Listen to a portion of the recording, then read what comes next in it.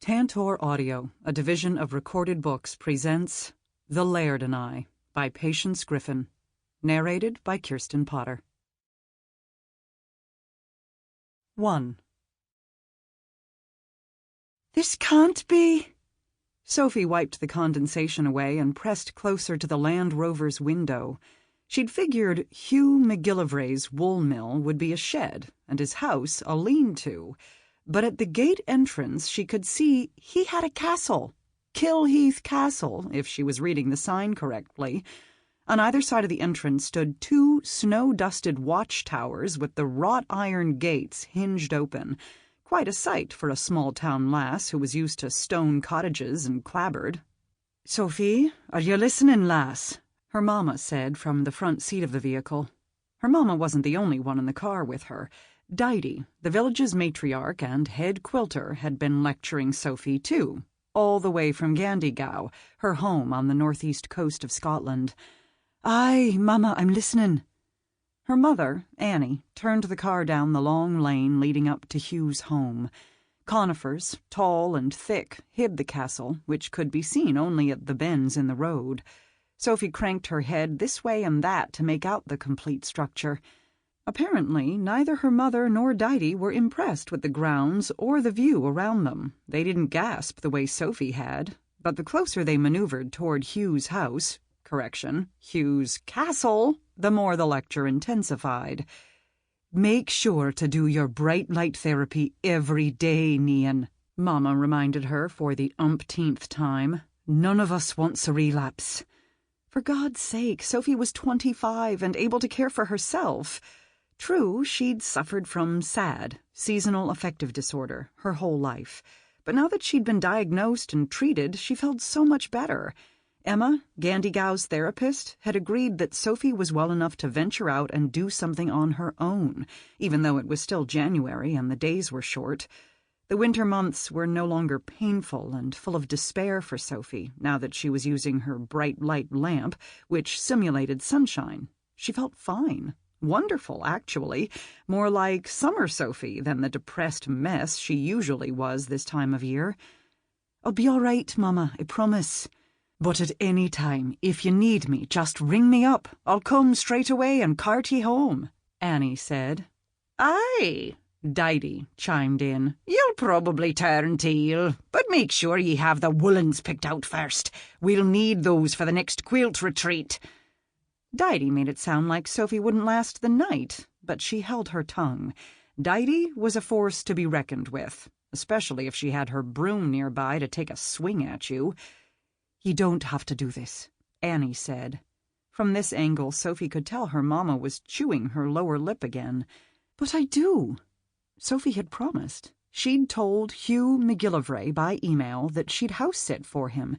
She'd also promised Didy that she'd apprentice with the kilt maker at Hugh's woolen factory for the next week. "It's all set. The plans are made." "But if—" her mother started again. "Damn it, Annie, stop hovering," Didy barked. She had a way of knocking you off guard and keeping ye on edge. "The lass needs to put her talents to good use. She's a hell of a stitcher. You know why we need her to expand her skills. When I almost didn't get Dominic's kilt in time for Christmas, I made a decision. And when I make a decision, by goodness, it's going to get done. Sophie here will become Gandygow's new kilt maker." The old woman wrenched her head around to bark at Sophie, too. "Kilt making would be one hell of a skill to bring to the table. Maybe run workshops where you can teach the craft to others." "We'll see." Sophie concentrated on the view instead of the lecture. "There's no we'll see about it, girl." Didy faced forward and nodded her head with finality. "You'll do it." Sure, Sophie wanted to learn the art of kilt making. She was just sick to death of being told what to do. A second structure came into view opposite the castle, high on a hill, a ruin. A fence had been placed around the stone fortress, but some of the walls still stood proudly, stretching to the sky. First chance she had, winter or not, Sophie would explore every inch of it. The stones had withstood centuries of dark seasons and needed no bright lights to shore them up. Didy harumphed, her signature sound, a cross between an angry walrus and a beached whale. Aye, he'll apprentice with the kilt-maker while you're house-sitting, but just as importantly, we're all counting on you to use that good eye of yours to find us some nice wool oddments. The wool quilt retreat is in 6 weeks, and we'll need every remnant you can lay your hands on. Fine, I'll pick out some top-quality remnants.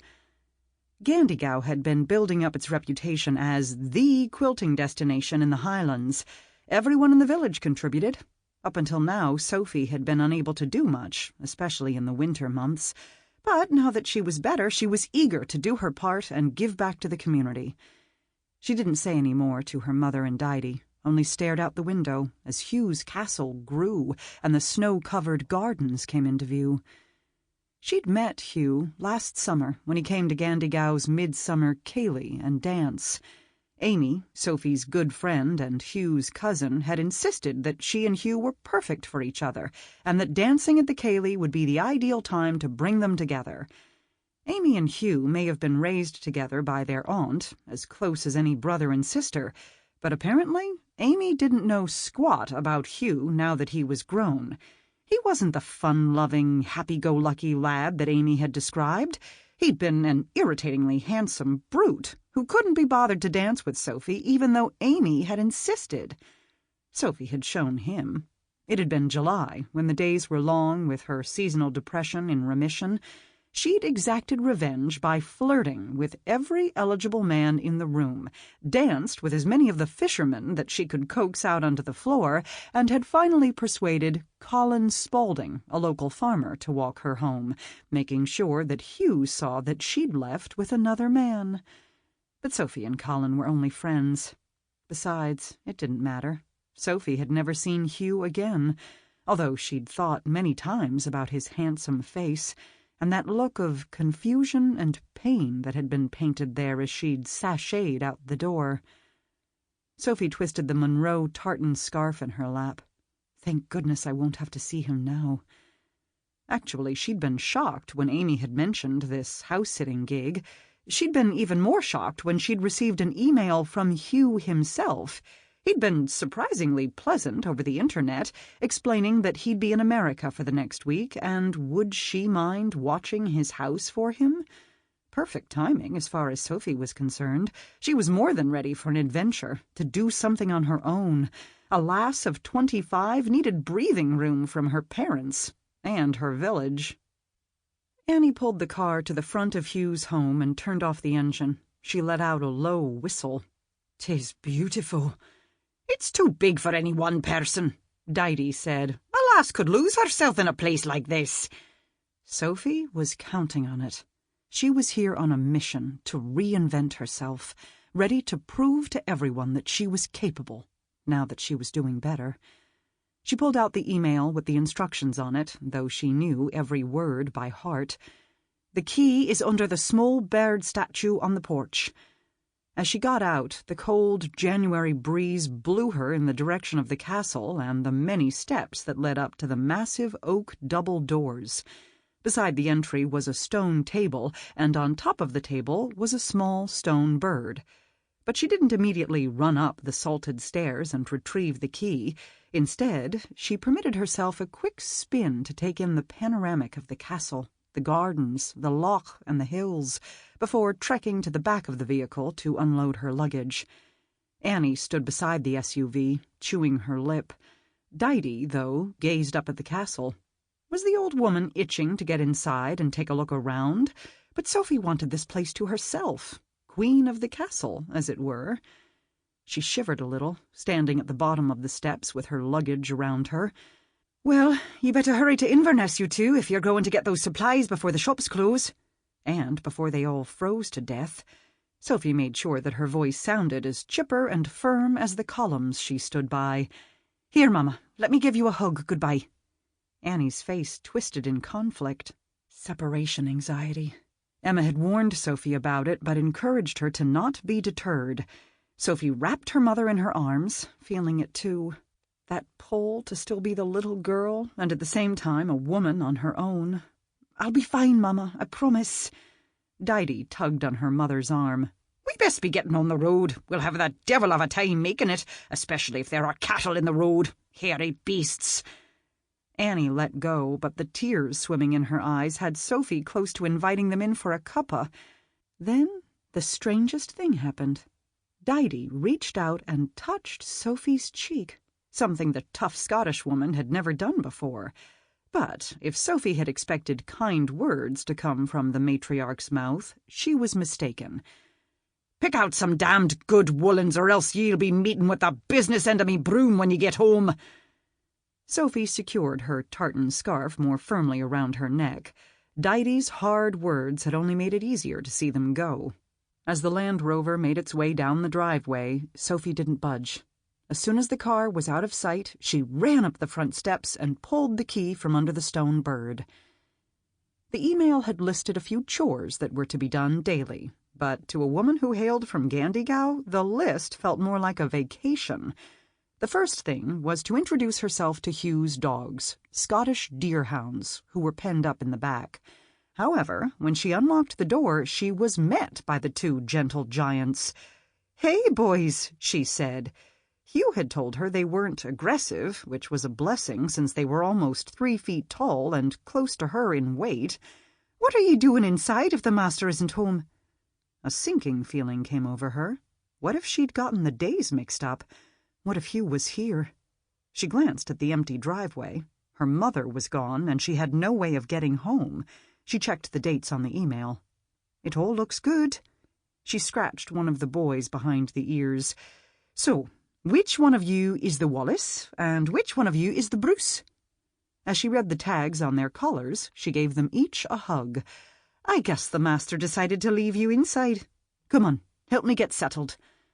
The dogs followed her as she carried her things into the castle, but she stopped abruptly at the ornately carved woodwork in the entryway. She took it all in. The dark crown molding, the wainscoting, the banisters of the dual staircase. She reached out to touch the stag carved into the baluster, feeling the wood comfort her as much as any natural light. Expensive-looking vases lined tables down the hallway, and massive painted portraits hung on the walls.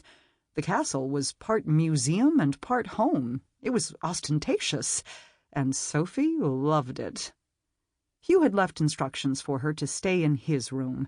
When she'd responded that she couldn't possibly, he'd insisted, "The view from my room mustn't be missed." She dragged her luggage upstairs to the 3rd floor and found his room, dropping her things in the doorway. Oh, my God. The 4-poster bed was anchored with what looked like cabers and positioned at an angle so the occupant of the bed could enjoy the magnificent view. Diagonally across the room from the bed were 2 picture windows that hugged the corner. If both of the windows were undraped... She pulled back the curtain to see the sunlight glinting off the snow and ice-covered loch, peaceful and tranquil. The other window framed a Munro, a true Scottish mountain, with its peaks white and tall.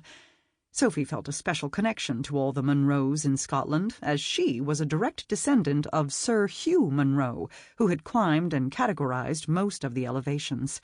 She could almost imagine what this Munro would look like in the spring, lush green and scattered with black-faced sheep grazing at the lower levels. "Oh, that would be a grand sight to see," she said to the Wallace. She stepped back and collapsed on the bed. The Wallace and the Bruce jumped up, joining her, making themselves comfortable on the king-sized pillows propped at the head. "I could get used to living like this." She centered herself between the dogs, enjoying the incredible view outside. "I'm going to love it here." The Bruce inched closer so he could get his belly rubbed, too. For a few moments she allowed herself to relax, but only for a few. "Come on, fellas, things have to get done. Let's find your water dishes, and then I'll make myself familiar with the rest of the house." The dogs followed her back downstairs. Sophie had the place to herself. According to the email, the house staff left early on Saturdays and was off tomorrow, too. This would be her only chance to explore the house without an audience. Come Monday morning, Sophie was expected at the kilt makers in Wussendale, the wool village, to begin her apprenticeship, and to meet the other workers at the woolen mill. She spent the rest of the day in glorious, quiet contentment, without another soul to tell her what to do. In the parlor, she pulled a chair to the window to take advantage of the sunlight and stitched buttons onto the quilted wall hanging she meant to finish in the next few days. It was her own creation, a depiction of her Gandy-Gow fishing village as seen from the sea, the buildings stacked against each other. Before the week was out, she would sew on the binding and be done. Another project completed. Afterward, she wandered into the kitchen for the cabbage and tatty soup which had been left for her in the refrigerator, along with a covered loaf of thick-crusted bread. She fixed a tray and returned to the parlor, turning on all the lights, as the winter days were short in the Highlands, the sun fully down by 4. She cuddled with the dogs in front of a roaring fire while she ate her dinner. Very unexpectedly, she felt lonely. "I've never been away from home before," she said to the dogs beside her. Black clouds, very familiar and unwelcome, started to cover her. Emma had drilled into her time and time again to be proactive with her depression. As soon as the first wave of despair hit, Sophie was to plug in her therapy lamp. The dogs followed her to the small writing table as she set up her bright light lamp and switched it on. She grabbed a tweed fashion magazine off the shelf behind her and sat browsing through it while soaking up the light. As both dogs lay on the floor beside her, she rubbed them with her socked feet. "You two have to keep me from calling home to Mamma. She would be nothing but worried and full of instructions for me." The Wallace stood and rested his head in Sophie's lap. "You're both good boys." After a time she felt better, and, taking the wall hanging with her, she made her way upstairs with the Wallace and the Bruce following. She draped the Gandy-Gow fishing village quilt over Hugh's rocking chair in the corner. The dogs watched as she unpacked her other things into the 3 drawers that Hugh had cleared for her. Within a half hour, she had her nightgown on, her teeth brushed, and was tucked under the quilts with the dogs beside her. Being in an unfamiliar bed should have felt strange. Somehow, though, she was comforted. It was either the dogs keeping her company, or Hugh's aftershave, which lingered in the room. She reached over, flipped off the side lamp, and settled further under the quilts. She was on her own, for the first time in her life. The Wallace scooted closer, cuddling into her back. The Bruce stretched across the bottom of the bed by her feet. But the darkness and quiet brought back the conversation she'd overheard last night between her parents. How many times over the years had Sophie heard them discussing her depression after she went to bed?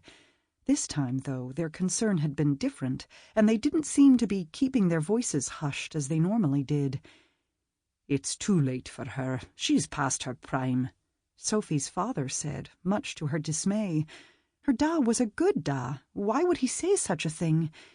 "It's never too late if the right one comes along," Annie argued. "But she's too old, too bossy, too set in her ways. No one will want her now." Her da had sighed heavily. "I know ye like to believe in romantic ideas, love, but ye need to face facts." Annie had agreed, and Sophie had been heartbroken. But now she was accepting her future. She didn't need love to make her happy. She reached over and gave the Wallace a squeeze, thankful for both canines. Because the day had been long and the dogs were so warm and reassuring, Sophie fell asleep. She woke suddenly in the middle of the night, her heart pounding. Had the bed dipped down? There had certainly been some movement, but then she remembered the dogs. She smiled into the darkness, feeling foolish. One of them must have readjusted. But then she heard a deep sigh, a deep male sigh. "That is definitely no dog." "Move over, Wallace," the voice said. "Oh, God, the master is home." Sophie froze, but her nerves were in a jumble, terrified. What is Hugh doing home? Why would he come and get in bed with me after insisting that I sleep here? A million other questions bombarded her. His aftershave floated her way and hovered, adding to her confusion. "Wallace," he said again firmly. She could feel the dog being pushed over. "If you don't make room for me, you'll be sleeping with the rams in the sheep shed." Wallace rose, circled in a C, and plopped down over her legs, trapping her. Panic had her close to hyperventilating. Without the dog barrier, Hugh could easily stretch out and touch her. Could she get her feet loose without anyone noticing? Man or beast? For a long time she didn't move. She lay, barely breathing, trying to decipher the different noises in the night. The dogs were both snoring. When she was sure the master had gone to sleep too, she took her chance. By millimeters, she pulled her feet free and began to scoot to the edge of the mattress, so slowly, in fact, it might turn morning before she made it out. She kept her senses tuned to the opposite side of the bed. Just as she was about to lower her feet to the floor and slip away, a strong hand reached over and gripped her thigh. "Who are you?" he growled, more feral than any dog in the vicinity. "And why in the deuce are you in my bed?" She bit her lip, and when she spoke, her words came out in a squeak. "It's me, Sophie." "Sophie?" He sounded completely clueless. "Sophie who?" "Sophie Munro." As she heard him groping for the lamp on his side of the bed, the hand gripping her thigh held her in place. The light came on. "Amy's friend?" she added, not certain at this moment if Amy was really her friend or not. He glared at Sophie as if she was the Loch Ness Monster, and that's when the quilt slipped on his side of the bed. The brute was naked. 2. "How did you get in here?" Hugh held on to the woman beside him. It registered that her skin was soft and warm, but he could see only red. "Why are ye in my bed?" He slightly shook her leg. She pushed at his arm. "Unhand me!" It was one thing for him to be holding on to her. It was quite another to have her touching him back. He let go and swung his legs over the side of the bed, sitting up and making sure the quilt kept him covered. She averted her eyes anyway. "Explain yourself." He noticed his bloody hounds had ratcheted themselves up against her, as if protecting her from him. Gads! "Wallace, Bruce, come!" He pointed to the floor beside him. The Wallace whimpered, and she wrapped her arms around them. "Stop being a bully." "Good God!" He glared at her, and then at his animals. "Biscuit?" Both dogs' ears popped up. They jumped off the bed and ran to him, sitting by his feet at attention. "Close your mouth, lassie. In fact, close your eyes while you're at it. I'm not decent here, and I'd like to be." When she turned away from him, he grabbed his boxers off the chair and slipped them on. His dogs were still waiting, so he pulled 2 biscuits from his jeans pocket. "Here, ye disloyal bastards." For a moment his eyes searched her backside, trying to outline the body that lay beneath her cotton nightgown. Aye, he remembered Sophie. She was as appealing now as she had been back in the summer. He felt the same instant attraction, maybe stronger, but he couldn't think about her that way now. The reflection in the picture windows shifted, catching his attention. Sophie was staring back at him, her mouth shaped into an O. She'd been watching his every move. She seemed particularly interested in his lower half. "Did ye enjoy the view, lass?" Her eyes shot up to his. Her teeth caught her bottom lip. For a second, they stared at each other in the reflection, before she averted her gaze. She squared her shoulders and faced him, that exposed look gone. "I've seen hundreds of men naked." He grabbed his jeans off the chair and slipped them on. "Hundreds?" "Aye." She waved her hand like she was airbrushing him. "Nothing new there." But her cheeks were bright red, and he'd bet his best weaving machine that he'd been her first. With her facing him, he could now take in the terrain under her shift a bit easier. She was perfectly proportioned, but maybe not as busty as he'd like. With her nipples butting against the fabric of her nightgown, he was more intrigued than he ought to have been.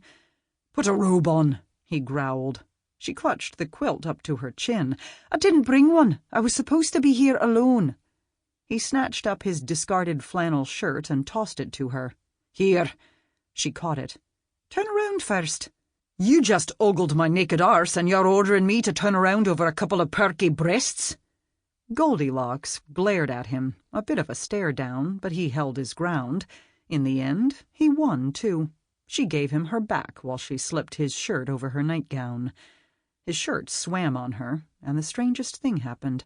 Something quite uncomfortable shifted in his chest.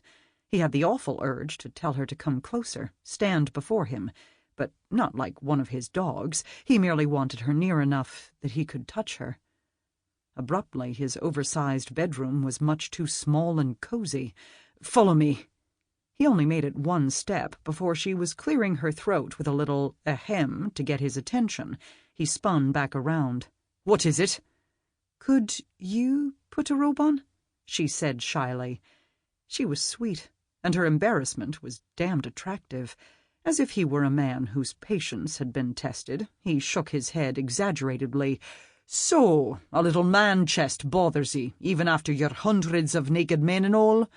Her gumption returned. "I've seen more than enough men, thank you very much." "Aye, me?" He opened his armoire and pulled out a T-shirt and slipped it on. "Better?" "Much," she said. "Come, Wallace, come, Bruce." She slipped past him and out the door. His damned hounds lumbered after her bare feet. Those two disloyal bastards needed a long visit at obedience school, at least where it comes to remembering who gives the orders around here. "The upper solarium is to your right." For a moment he stood in his room alone and felt that everything had changed. He padded into the solarium after her, as bad as his dogs, and found the Wallace and the Bruce beside her with her feet curled under her on the sofa, making herself at home. She stifled a long yawn. He stayed standing, hoping to re-establish that he was indeed the master of his castle. "Now, tell me why you're in my house." "And why you were in my bed." She screwed up her face, and the place between her eyebrows pinched together. "Because you hired me to be here?" Her voice held a heaping dollop of attitude. "I what?" he said incredulously. She popped up. "Wait here." The dogs went to follow, but she put her hand out in the stay position. A moment later she was back. She thrust a piece of paper at him. "There, in your own words." He looked at the email. "What is this?" He scanned all the way down. I... "Amnesia?" she provided. She looked quite pleased with herself, perched again on his couch, taking the stance of a vindicated woman. Vixen. Quite deliberately his eyes bore into her so she would shrink under his gaze. She didn't. He shook the paper at her. "I've never seen this before in my life." That did the trick. She withered a bit and uncurled her feet, setting them on the floor. But that means that I'm..." "Trespassing," he finished, giving her the smuggest look he could conjure. "Aye." "Friggin', frackin', feck." Sophie's mamma wouldn't approve of her swearing, not even in her thoughts, but... damn! Emma, her therapist, had prepared her for a lot of different scenarios, but being caught in Hugh's bed, with him completely naked, hadn't been one of them.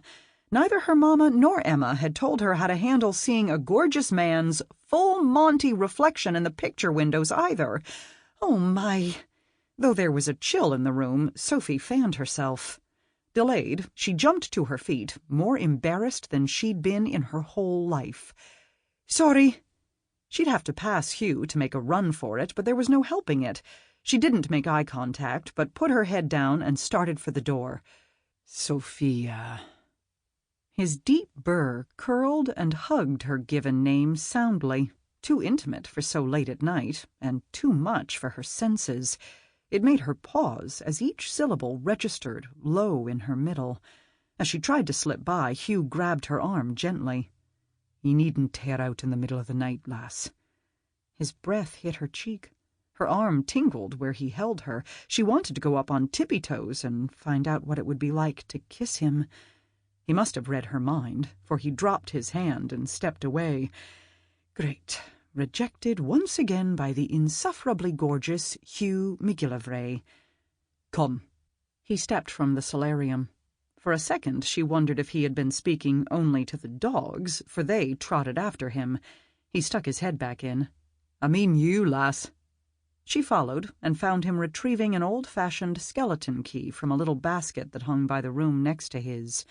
For a second he gazed upon the key, and then determinedly shoved it into the opening and turned the lock. He pushed the door wide, flipped on the light, and stood back for her to enter. The room was large, like Hugh's, but not decorated in masculine tones. This room was all pink and floral. Sample complete. Ready to continue?